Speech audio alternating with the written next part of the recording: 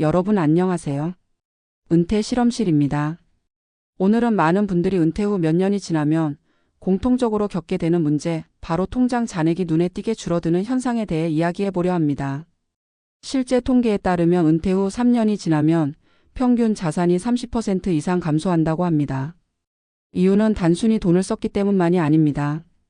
예상치 못한 지출, 인플레이션, 그리고 마음의 허전함이 만든 소비 패턴이 복합적으로 작용합니다.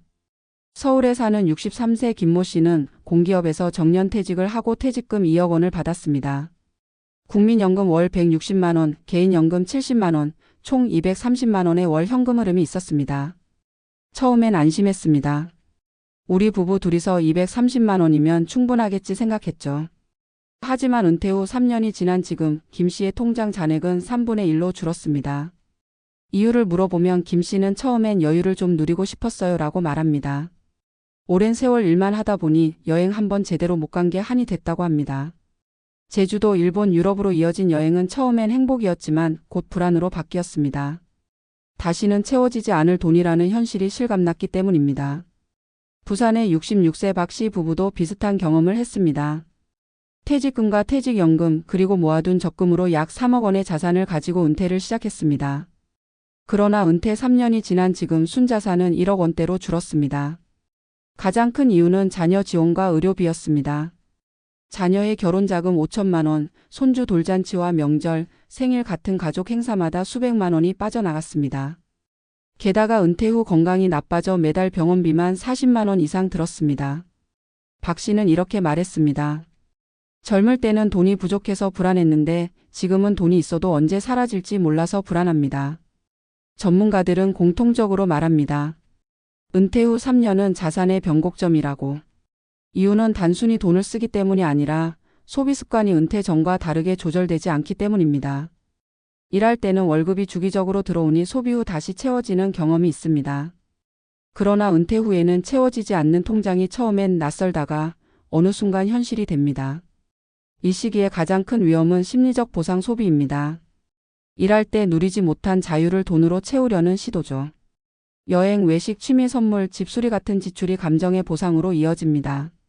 문제는 이 지출이 계획된 소비가 아니라 감정의 발산이라는 점입니다. 또 한 가지 간과하기 쉬운 부분이 있습니다. 바로 보이지 않는 고정비입니다. 은퇴 후 자동차, 보험, 통신비, 관리비 같은 항목은 줄지 않습니다. 오히려 의료비와 생활비는 조금씩 올라갑니다.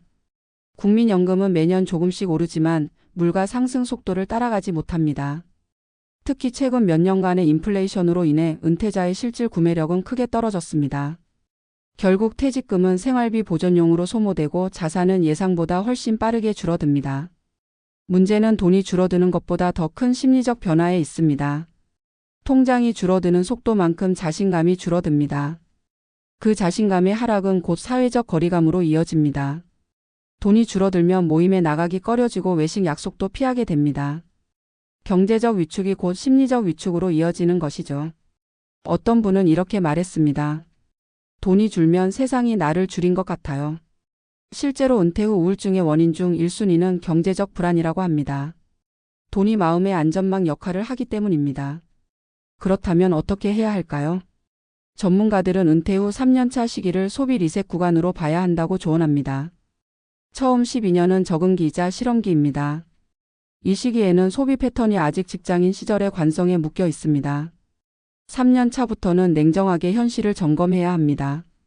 통장 잔액, 월 현금 흐름, 지출 구조를 다시 설계하는 것이 중요합니다. 예를 들어 고정비를 줄이기 위해 자동차를 처분하고 대중교통으로 전환하거나 보험을 정리하고 필수 보장 중심으로 재편하는 것입니다. 또한 불필요한 가족 지출을 줄이는 것도 중요합니다. 자녀에게 주는 돈이 결국 부모의 노후를 흔들 수 있습니다. 또 하나 중요한 점은 감정의 구멍을 돈으로 메우지 말라는 것입니다. 무료함, 외로움, 허무감 같은 감정은 소비로 해결되지 않습니다. 오히려 소비는 일시적 위안을 주지만 결국 더 큰 공허함을 남깁니다. 이 시기엔 돈이 아닌 일을 만들어야 합니다. 봉사활동, 지역 커뮤니티, 평생교육, 취미 동아리 등 소속감을 느낄 수 있는 활동을 찾는 것이야말로 진짜 경제적 방어선입니다. 마음이 채워지면 소비는 자연히 줄어듭니다. 은퇴 3년 차는 재정의 변곡점이자 마음의 전환점입니다. 이 시기에 자신의 소비를 재정비하고 감정의 방향을 바꾸지 못하면 이후의 10년은 훨씬 빠른 속도로 어려워질 수 있습니다. 반대로 이 시기를 현명하게 통과하면 남은 은퇴 생활은 훨씬 안정적이고 평화로워질 수 있습니다. 마지막으로 이런 말을 드리고 싶습니다. 돈은 인생의 온도를 조절하는 도구이지 삶의 온도를 결정하는 본질은 아닙니다. 통장이 줄어드는 걸 두려워하기보다 삶의 방향을 다시 정비하는 계기로 삼는다면 잔액은 줄어도 인생은 풍성해질 수 있습니다. 은퇴 후에 진짜 부는 잔고가 아니라 균형입니다. 돈, 관계, 시간, 마음. 이 네 가지가 다시 맞물릴 때 비로소 두 번째 인생이 시작됩니다. 은퇴 3년 차의 현실은 많은 이들에게 예상보다 훨씬 가파른 내리막으로 다가온다. 퇴직 직후까지만 해도 불안보다는 해방감이 앞서고 통장에는 오랜 직장 생활의 결실이 남아있으니 마음 한켠엔 이제는 좀 누려도 되지 않을까라는 안도감이 자리한다. 하지만 시간이 흐를수록 그 안도는 빠르게 불안으로 바뀌고 통장 잔액은 숫자로서 그 속도를 증명한다. 처음엔 천천히 줄던 돈이 어느 순간 가파르게 빠져나가고 다시 채워지지 않는 잔고를 바라보며 사람들은 비로소 은퇴 후에 진짜 계산을 시작한다. 63세 김모 씨의 경우가 그렇다. 그는 정년 퇴직 후 2억 원의 퇴직금을 받았고 국민연금과 개인연금을 합쳐 매달 230만 원의 현금 흐름을 기대했다. 그는 이 금액이면 노후 생활이 충분할 거라 믿었다.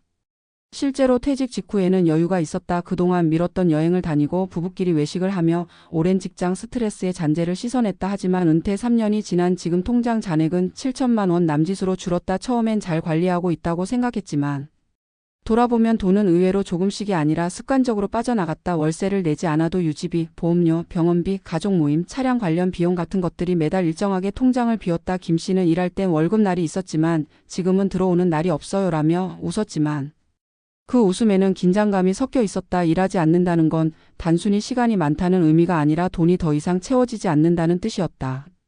은퇴자들이 공통적으로 하는 착각은 돈을 쓸 일이 줄어들 것이라는 기대다. 하지만 현실은 정반대다. 퇴직 후엔 여행이나 취미처럼 하고 싶었던 일을 하게 되고 가족이나 친구와의 시간을 위해 지출이 오히려 늘어난다. 여기에 의료비와 생활비는 물가 상승을 따라오지 못하는 연금의 인상률로는 감당이 어렵다. 은퇴 후 자산이 줄어드는 가장 큰 이유는 예상보다 지출이 많아서가 아니라 지출의 속도를 감지하지 못해서다. 돈이 줄어드는 속도보다 빠르게 줄어드는 건 감각이다. 김 씨 부부처럼 통장을 보면서도 이 정도면 괜찮겠지라는 생각으로 버티다가 어느 날 남은 금액을 보고야 비로소 현실을 깨닫는다. 그때는 이미 늦다.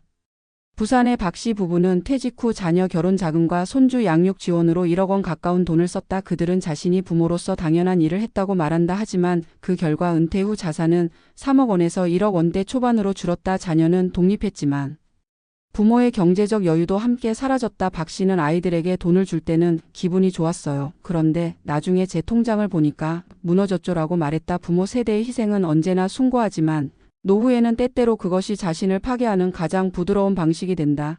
자녀에게 돈을 주는 것은 사랑이지만 자신을 지키는 것은 책임이다. 은퇴 후의 사랑은 경제적 의무보다 자립의 모범으로 보여야 한다.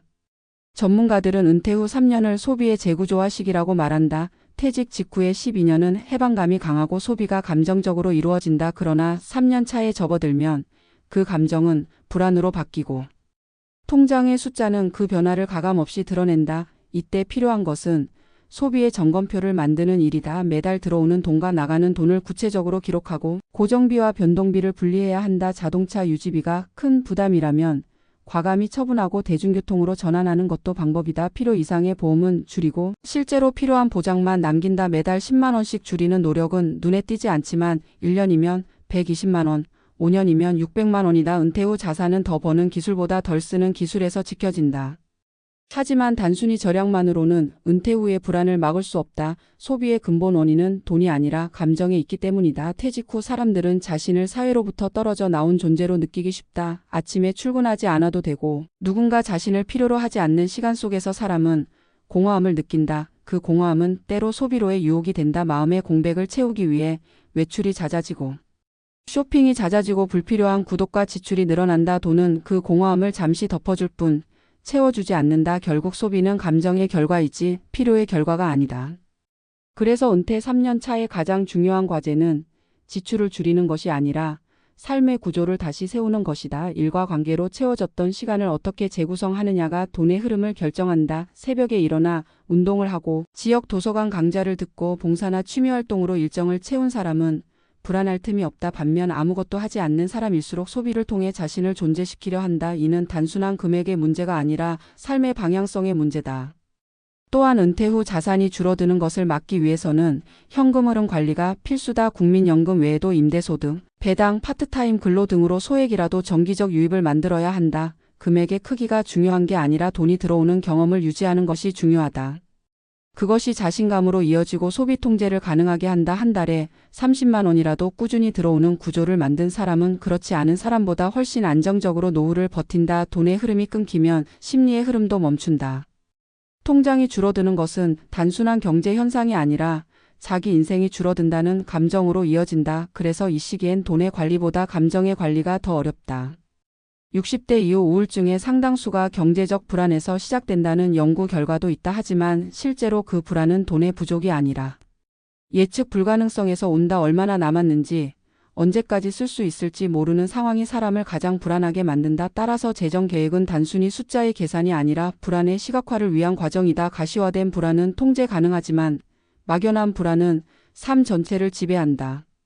은퇴 3년 차는 결국 자신과의 관계를 다시 정립하는 시기다. 일로부터 해방된 자유를 어떻게 쓸지, 돈이 줄어드는 현실을 어떻게 받아들일지가 앞으로의 10년을 결정한다. 통장의 잔액은 줄어들 수 있다. 그러나 그것이 인생의 실패를 의미하지는 않는다. 오히려 그 줄어드는 과정에서 사람은 채우는 법을 배운다. 부족한 만큼 관계를 채우고 절제 속에서 만족을 배우며 돈이 아닌 의미를 찾아가는 여정이 시작된다. 결국 은퇴 후의 진짜 자산은 돈이 아니라 시간과 태도다. 마지막으로 우리는 이렇게 스스로에게 물어봐야 한다. 나는 지금 무엇으로 내 불안을 달래고 있는가? 만약 그 답이 돈이라면 그 돈은 이미 내 곁을 떠나고 있을지도 모른다. 하지만 그 답이 사람, 배움 혹은 하루의 리듬이라면 당신의 은퇴는 여전히 진행 중인 성장의 시간이다. 통장 잔액이 3분의 1로 줄었을지라도 인생의 의미가 3배로 깊어질 수 있다. 돈은 줄어도 삶은 넓어질 수 있다. 그것을 아는 순간 당신의 두 번째 인생이 시작된다.